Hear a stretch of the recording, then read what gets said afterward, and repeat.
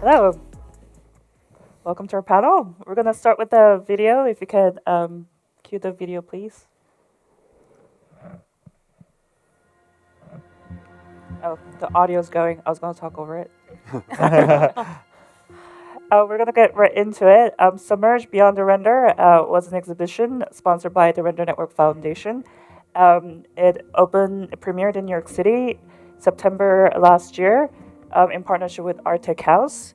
The premise was to bring diverse cohort of digital artists, different aesthetics using different tools, and to create a 3-minute piece for each artist, from each artist, author from ground up, panoramic, immersive, large-scale, 18K resolution native content. And the goal was to showcase what happens when advanced compute power is open to creators everywhere in the world. And the 4 artists here was part of the 16 artists that participated in this exhibit. And my role was the executive creative director of this project. So we're going to start with our 4 artists. Tell us what you make and what drew you to the project, and tell us one thing that you thought was going to survive the spatial transition before going into the production, but it didn't. Hey, what's up? I'm David Ariew. I'm going to use my cheat sheet here because I do not have a brain that moves as fast as Jules or Rafik. I cannot think that fast, especially when I'm public speaking. But yeah, I'm David Ariew. I've been a 3D artist for about 15 years now, and I'm feeling old. And yeah, I just hit 40. Woo! I've been using Octane since 2013. But yeah, over the past 5 years or so, I've been finding that immersive art is my favorite new medium. I love VR as well. But yeah, my bread and butter for the past 8 years, excluding my NFT years, has been concert visuals. And that's already a step towards immersive visuals because of the massive, high-res canvases I'm working at with odd aspect ratios and insane resolutions, right? So, and my personal art style is meditative and spiritual. It's calming, peaceful. It's created with 3D infinite mirror rooms. It's like being immersed in golden light. To me, it feels like jumping into an alternate dimension that's more perfect than ours and more beautiful. And it creates an emotional reaction for the audience, which is something that's very difficult to do as an artist. It's a dimension of unfolding fractal complexity, and that level of detail just can't be experienced on a phone. So yeah, well, that's what drew me to this medium, is that it's the opposite of the rapid consumption and scrolling our world has become, and views and likes and all of that, And when you surround the audience with your work, it almost forces them to be present, to exist in the artwork. With mediums like VR or Art Tech House or the Sphere, artists like myself can actually transport the audience into our art. And to me, there's nothing more amazing than that. And as for what survives the move into the space and what doesn't, for all you gain from immersing the audience, when you're creating for VR or a huge space, it constrains the cinematic language you can use. If you whip the camera around, for instance, you make the audience sick. And with an equirectangular scene, meaning a scene that's spherical surrounding the audience, you're seeing everything in the environment all at once. It's very much like VR. So you can't choose different lenses like you would in a film. You can't really compose the shot the same way you would. So it changes the whole visual language. But those constraints also make the medium feel immersive. So it's a good trade-off. By the way, the image that you're seeing behind you is Woosung's work. I'm going to cue David's in a bit, but that's not mine. His is badass. Yeah. If Woosung wants to introduce yourself, answer my question. Yeah, I wish we could show the David beautiful visual when he does his work. But yeah, hi, I'm Woosung Kang. I'm a motion designer, art director based in LA. I'm making immersive contents and visuals for musicians and visualizers. So yeah, it's been a long journey as a 3D artist, and I'm so happy to be here with all the people I know, alongside with especially like these talented artists. So I'm really, really grateful I'm being here today.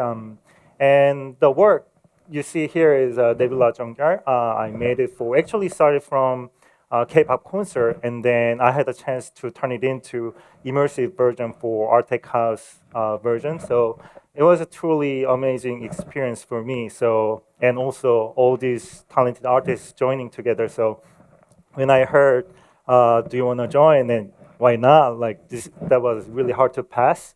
And the one thing I was sure about something gonna work in this immersive space like Artec House was because I've been working on a lot of immersive contents. So I was sure I could bring pretty good experience, immersive experience to the audience. But then I wasn't sure how much I could push the boundary of like in terms of dynamic camera movement or cinematography, like a kind of fast cut because I've been using mostly VR medium, but Artec House is actually physical shared experience place.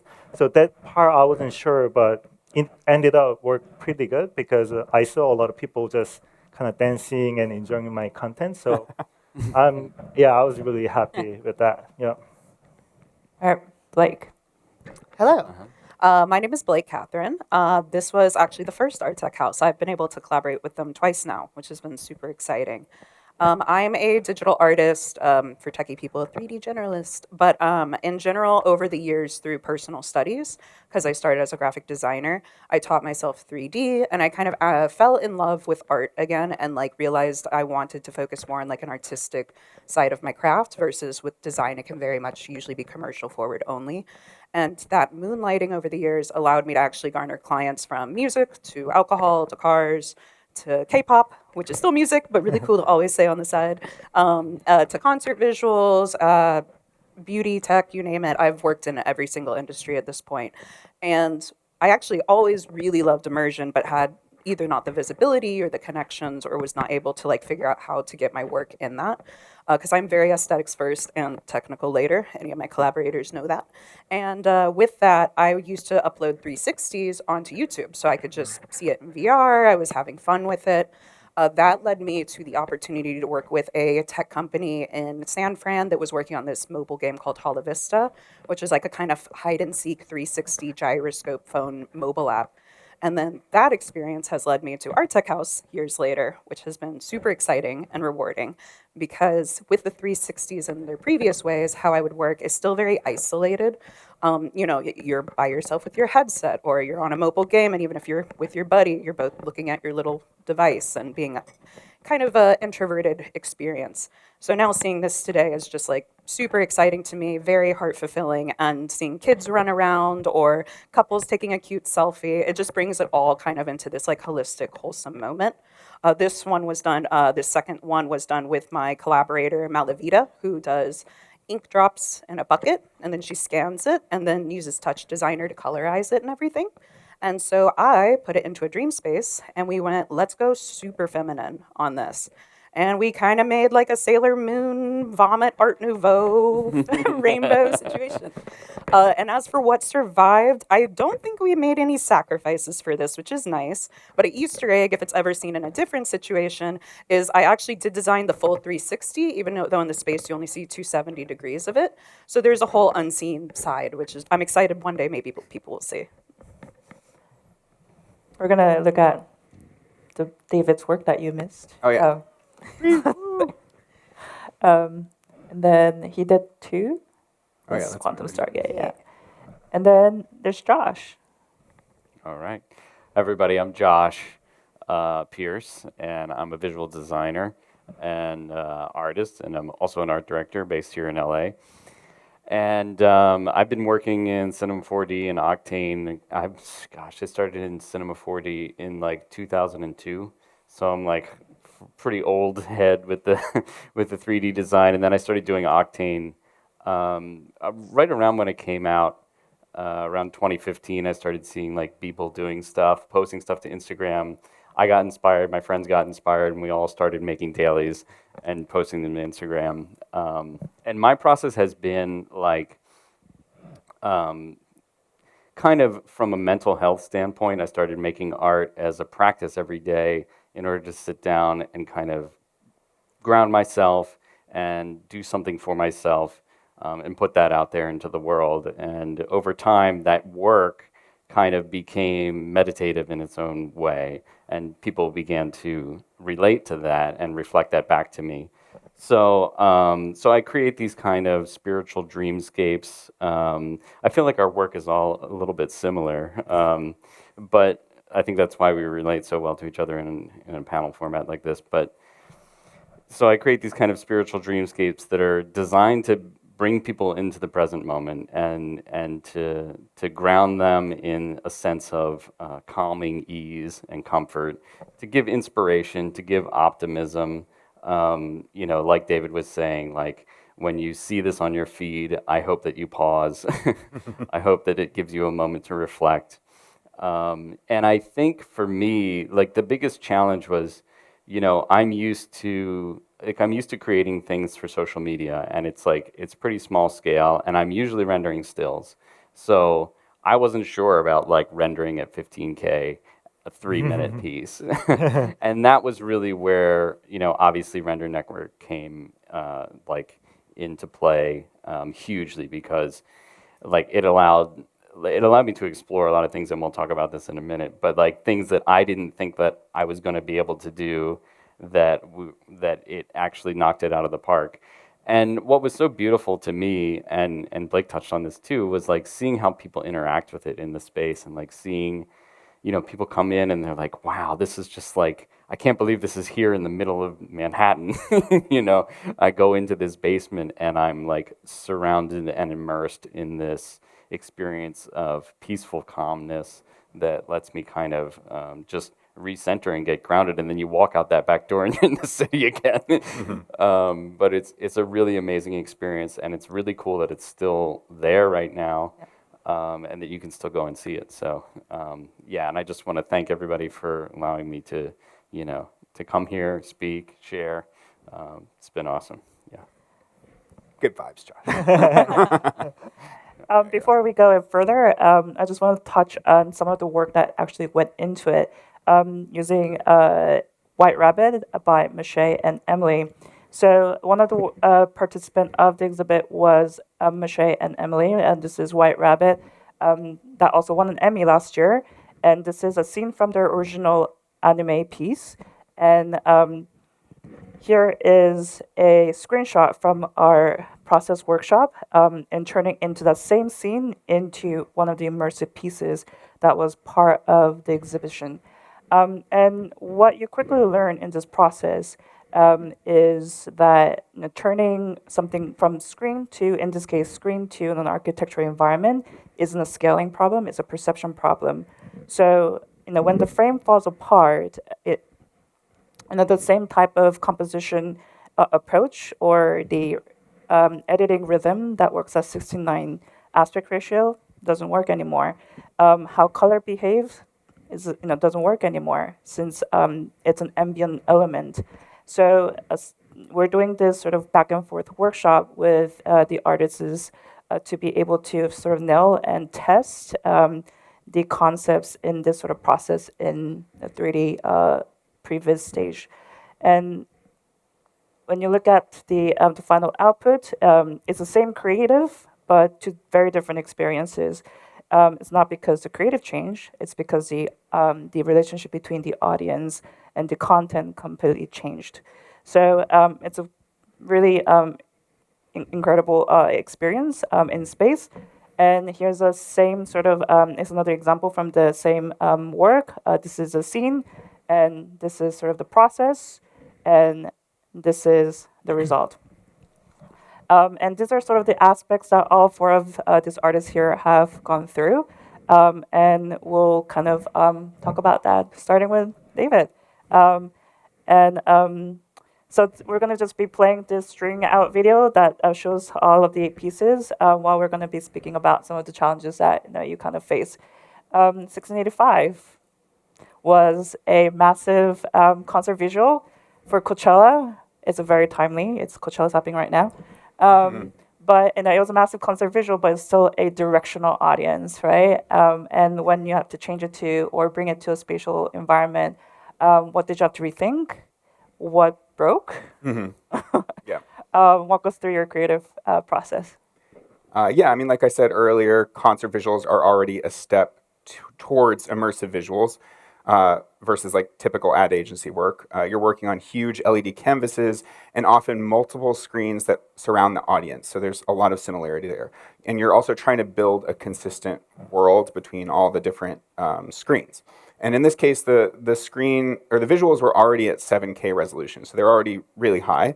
And I knew that they would hold up well at 18K because this was the first time I've ever played with digital stained glass. And my wife Chelsea in the audience there, I don't know. Hey, there she is. She spent about 2 weeks drawing out this insanely intricate design, and then we spent a week converting that into an extruded model and dropping in textures by hand, one at a time. There, you can see it right there. So yeah, all those stained glass pieces, like we created all these different textures. We made them sure they were physically accurate. We made sure the lead was separate from the glass pieces. So we were really modeling it based on like actual stained glass. Her mom designed stained glass, so she was around that process. So she actually advised me on the physics of it, how to make it real.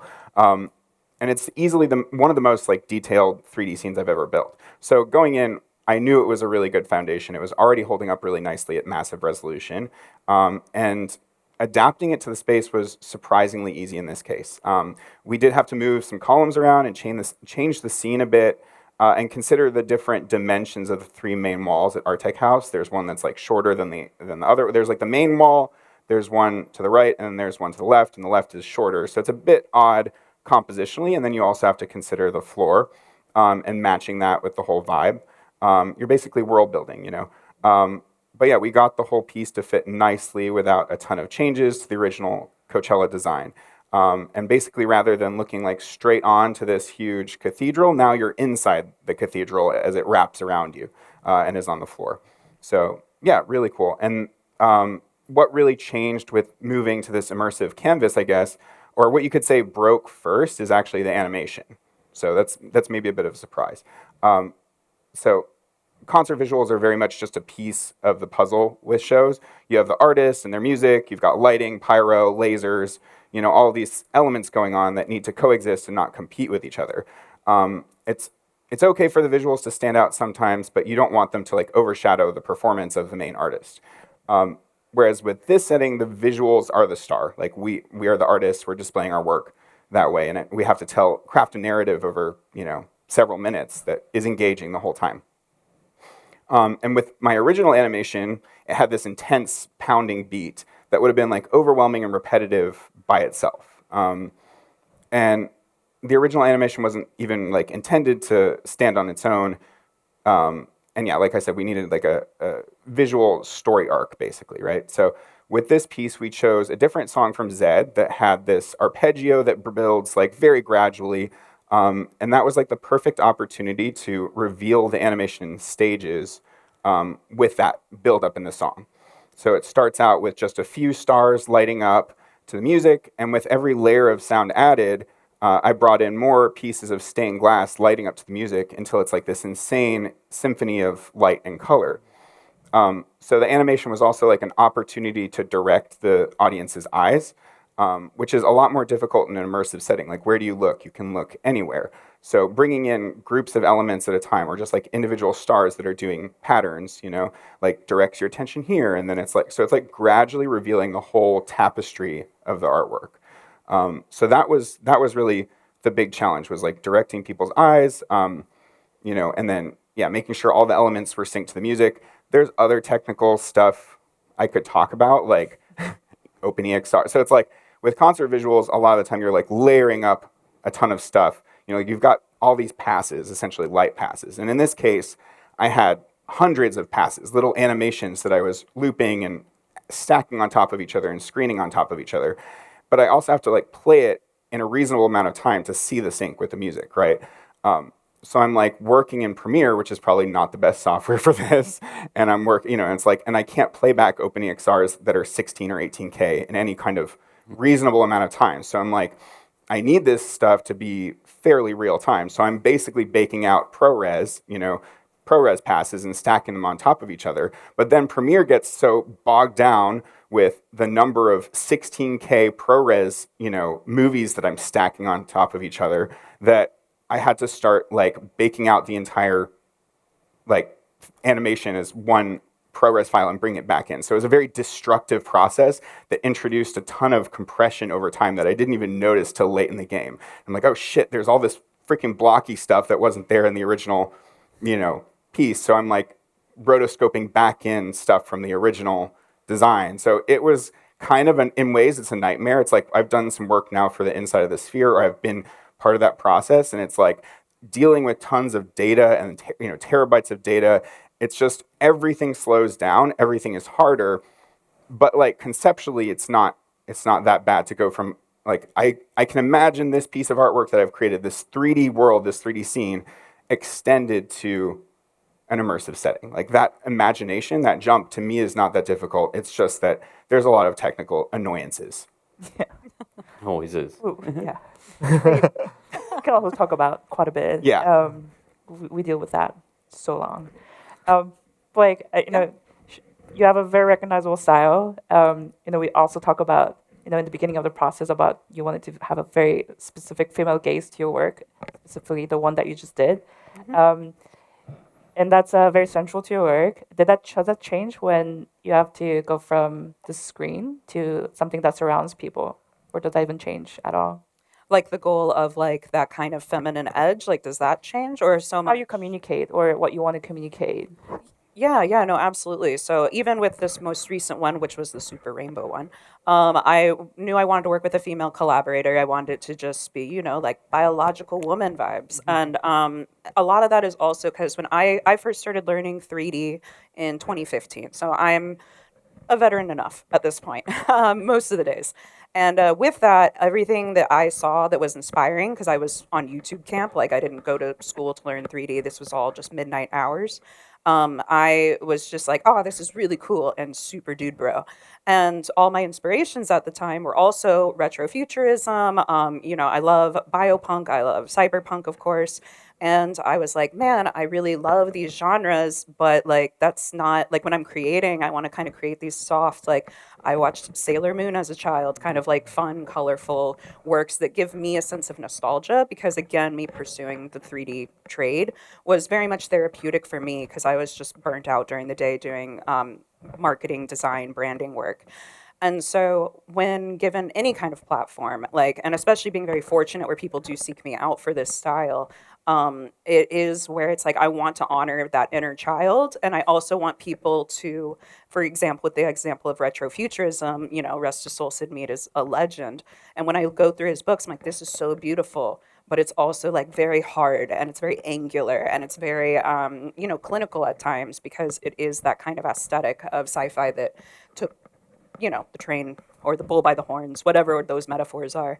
And so for me, I was like, I kind of want to go more into the more feminine areas of art history. Like Art Nouveau is a really great example where it's very organic, it's very shapely. Think of like Rubenesque kind of paintings where everything just has like a plumpness and a health and vigor to it. And so I wanted to kind of merge these references and influences, which I think every single artist has, with what was like true to my soul. So when it came to having an immersive situation, what I was really excited for, and someone on your team did send me a video of it. I don't know if they knew I was looking for it or not. But what I was excited for was especially like women any age, but especially young girls seeing something in a text space that could potentially translate to them. And this isn't just women, this is anyone who just, has like a feminine edge to them. And there was a video sent to me where it was two girls skipping along the rocks and, elementary for sure. And it just like made me feel very wholesome in a way where I was like, man, usually like what I get wholesome out of a project, if it's not going live, is just the invoice being paid. And now, and now I get to see two little girls like play. And it was just an extremely 360 moment where it's like, it's just that one in a room thing that you hope happens. No, that's great. Josh, you touched on this, but let's talk about the pacing. Yeah. Yeah. Um, Because like you were just trying to hit a specific emotional target, and when we start first working on your piece, we quickly found that pacing was a big thing. Going too fast, disorienting. Going too slow is too static, and you kind of wrestle with that a bit.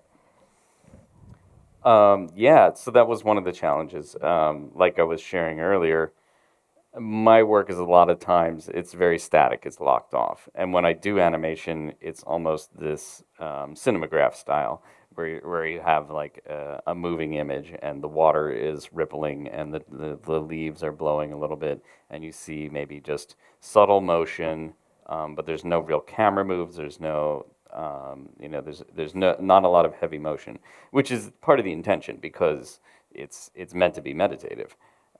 So when we wanted to bring it into the space, part of the idea that we first started exploring was a journey of meditation that begins in one place and ends somewhere else. And so how do you, so how do you create that journey? And how do you do it in a way that doesn't feel disorienting? Because when you have this space and it's 18K and it's wrapping around you, if the camera starts flying through this forest, this beautifully glowing purple forest, it's going to get very disorienting very quickly. So there was a lot of tweaking back and forth with the pacing because, yeah, if it goes too fast, it gets very disorienting. If it goes too slow, it looks very dull and boring. Which to me, it would have been okay, but I think like what we were able to do was so much more than I had originally envisioned. What I had originally envisioned was a space where you could go in and see my work and have a meditative experience.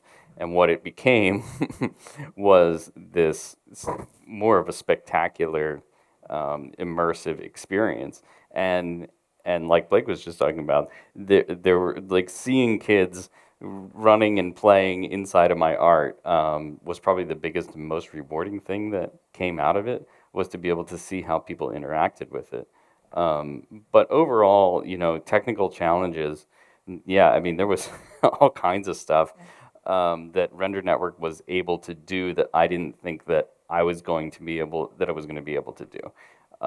We sat down and I had a scene.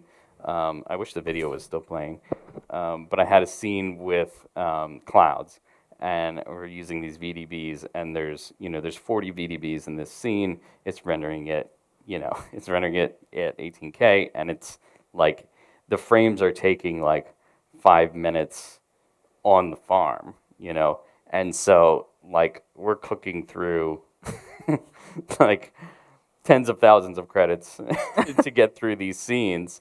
But it's incredible that it can do it. And I didn't think that it would be able to. I was like, no, we're going to have to rethink this scene. And Phil and Riki and you guys were just like, no, just let it cook. It's going to be awesome. Trust us. And I was like, okay, I'll trust you. And we let it go, and it finished, and it was beautiful, and we delivered it, ahead of schedule, and it probably is my favorite part of the whole 3-minute experience is because it's something that happened when I was actually like kind of, I think I was taking a walk or just sitting, and I like closed my eyes and I was thinking about the piece, and I just felt this like floating through the clouds and seeing it like all around us, and to be able to translate into space as an artist is like a dream come true. To be given the tools and the canvas to work on, dream come true. Yeah. Nice. The song. Nebula Junker. His piece, by the way, the headset piece is here. You should go experience it. It's amazing. It went through 3 different perceptual changes. It was first a K-pop Yes. concert visual, and then it became an immersive piece. And then it was a headset experience. Yes. It made me think. It's a very 3 different, very different audience to work relationship, and it made me think if there's a true version of that work, or if it's a different, if it's a new work every time when the context changes. I would say I want to say all of them are true version because it has its own characteristic and beauty of it. It started from the K-pop concert thing. It was just massive screen, but it was more directional, just one screen in front. But then after I was able to turn it into VR, I mean the immersive version for Art Tech House, which is really surrounded film. So also I was able to double up the frame rates and then massive render size by get support from the render network. So yeah, it's kind of different. And then the VR version after. And I feel like this is almost like listening same music on live concert versus listening at your home. So yeah, I think every version has its own unique taste, but I love Arte House one really much more than others because it was more like a surrounded feeling as a shared experience with like other audience just right next to you, so you can see other audience reaction. So it was truly amazing experience. Yeah. Yeah, we want to talk about the audience experience a little bit, but we also want to talk about the logistics and the pipeline. We all dealt with the constraints of a render, waiting for renders, and moving data around. And I think there's an honest conversation to have here. A lot of times, as creatives and people behind the scenes, we're moving renders and data around a lot of times, and it's just the constraints are shifting, but it's always there. Um, I mean, you talked a little bit about Yeah, a little bit of this. technical stuff. Yeah, we don't have to go maybe Yeah, too much. not too deep nerdy now. Yeah, But maybe like just walk us through a little bit, like some of the sure. interesting facts about it that might be interesting to the audience. Sure. Yeah, I mean, rendering at this resolution is just ridiculous. Actually, the first time we tried to render my piece Quantum Stargate in 16K, it was like a year and a half ago, it totally broke the render network. And yeah, we just had millions of failed frames just because of the resolution. I think the higher resolution you go, also it takes more VRAM, I recently found out. So yeah, the best we could do was 8K at the time, and then we AI upscaled it. So there was a lot of, when I saw it in person, there was a lot of chatter because AI upscaling just still pretty much sucks. And AI is not capable yet of these massive resolution projects. But after a year, they did some magical work behind the scenes on the network, and then we went back and rendered it in 16K. Yeah, they optimized it, and it worked. And yeah, it was what was I gonna say? Like I calculated how long it would have taken for a single one of my computers to render. So I'm still on 3090s. I'm in the Stone Age here. But I have, say, a rig with two 3090s. Any guesses how long it would have taken for a single one of my machines to render? Pretty good. 2 years. 2 years, bro. So, I mean, it is, it's like I wouldn't have been able to do this by myself. It was 50K, right? That's how much it costs to render at this scale. And it's similar with the Sphere and with these insanely high resolution canvases. But yeah, so I'm grateful because as an artist, there is no better feeling than allowing the audience to step into your work. And I love that about VR too. VR is way more intimate. But showing people my VR experience, which you can check out after this if you want. I've got it on hand as well. I've had people come out of there like joyful and exuberant and spreading their arms. I've had people come out crying or scared, like thinking that they're like my wife and I went to Hong Kong for an exhibition, and the VR experience at the time was very much lower res, but people still had a really visceral reaction to it. Some people felt like they were transcending. They're like, is this the spirit path to death? I'm like, that's exactly what it is. It's like when you get that kind of a reaction from someone as an artist, it's incredible. Like I spent, the first 10 or more years of my career just trying to make shit look cool. Like this is like the best reaction I would get is, this is badass. That space scene, those explosions, it's like, that's not as important to me as the kind of reactions I can get when I put someone into my artwork.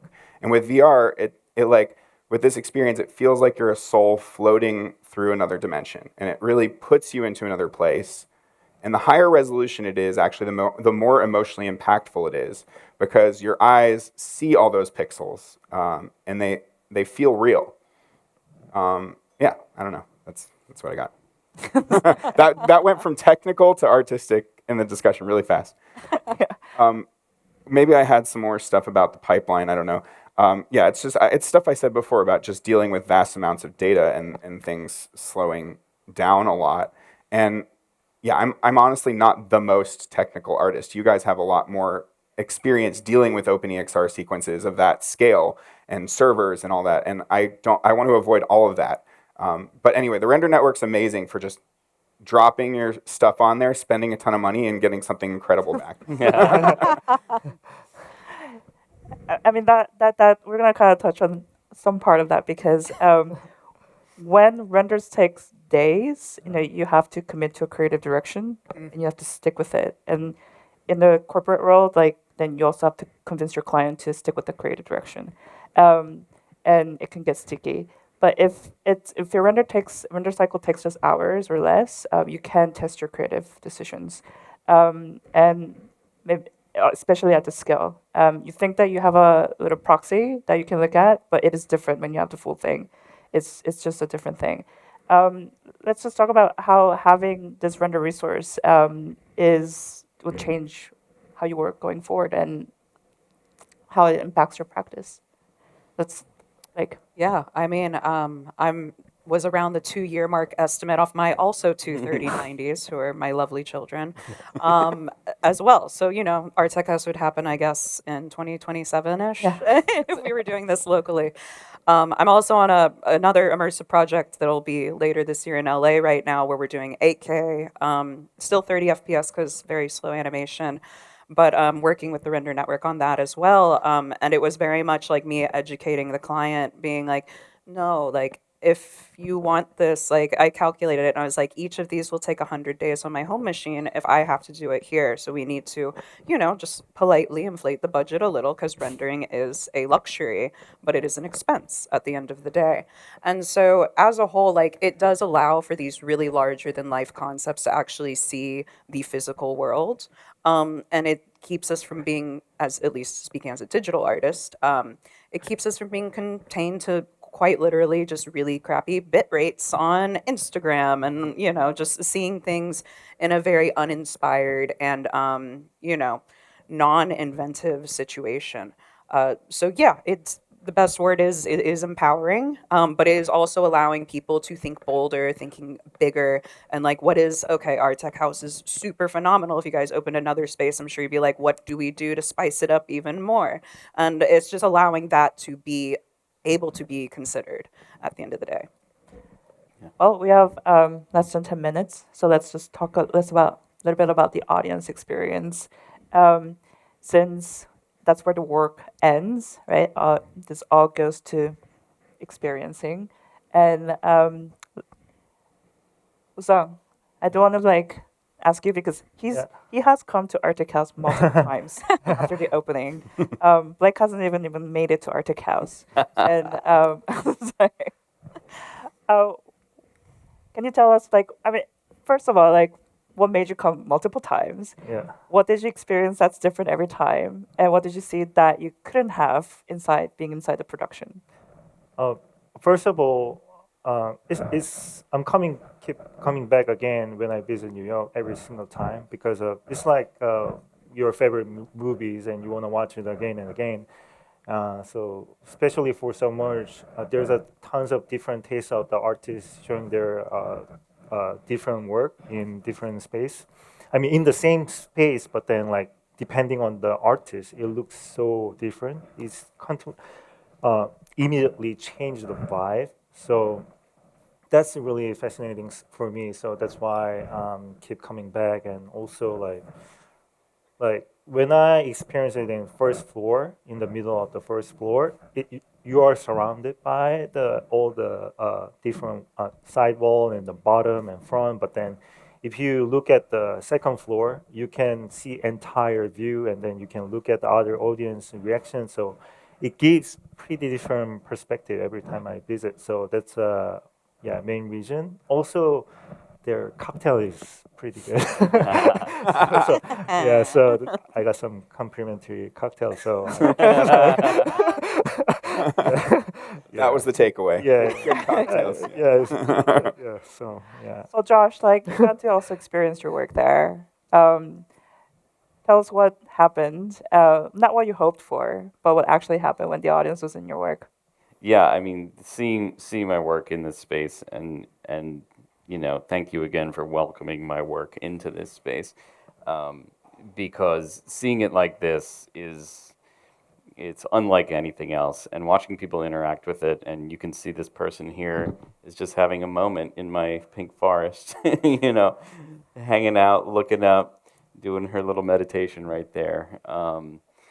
The experience that I think people have is unique to each person, and you know, for me, like for what I was trying to accomplish, it worked. It worked beautifully. The journey, starting off in one place and then ending as we went through to the end.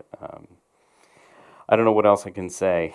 It's, you know, one of the reasons that I make art is because it's very difficult for me to communicate what I want to say with words. And so doing things like this, it's kind of like you have to just see the work. You know, you have to experience it, and what better way to experience it than immersively, like inside, you know, what we have at Art Tech House, and I think that that's what draws people back over and over again. Like Woosung was saying, like you want to keep coming back because it's like you try to explain to people like there's this thing and I went there and I did it and it's awesome, and like I can't tell you anything besides like you got to see it for yourself. You know, you have to go there and experience it because there's no way to really describe it. And just to like touch on your last question too, because I got skipped. The render network is freaking amazing. I just used it for a huge project also. A competitor festival that's happening right now. I did the main titles for. I rendered like something like 5 minutes worth of 8K scenes, and like I was dropping a scene up there, pulling it down, like you were saying, like being able to visualize it, like immediately pulling it down, checking it out. The render network was so powerful because I would upload a scene with 3 different takes in it, and it could render 3 different takes, like all in one shot, and then pulling down like hundreds of image sequences, and then pushing it out. Like I felt like I had a whole studio like at my disposal, and like it would not have been possible without Render Network. And they were they were super integral, very graciously allowed us to use the network. And anyway, yeah, and thank you again for all of that. But yeah, the audience experience, it's a beautiful thing to see it, to see people come in and experience it in that way. Yeah. So we're at end of our panel.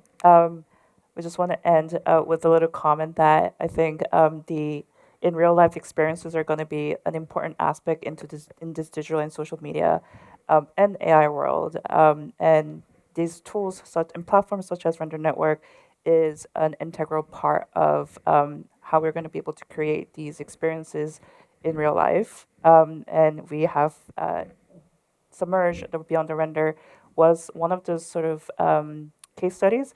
There is going to be a case study that's going to be coming out, and hopefully, if you're interested, you'll be able to read it. And if you're in New York, please come and see everybody's work. It's an experience, none like other. There are beautiful photos or videos, but there's nothing like experience it. Especially there's an audio aspect to it as well. 31 channels of spatial audio accompanies all of these pieces of work. Thank you to our panelists, and thank you for Internet Foundation.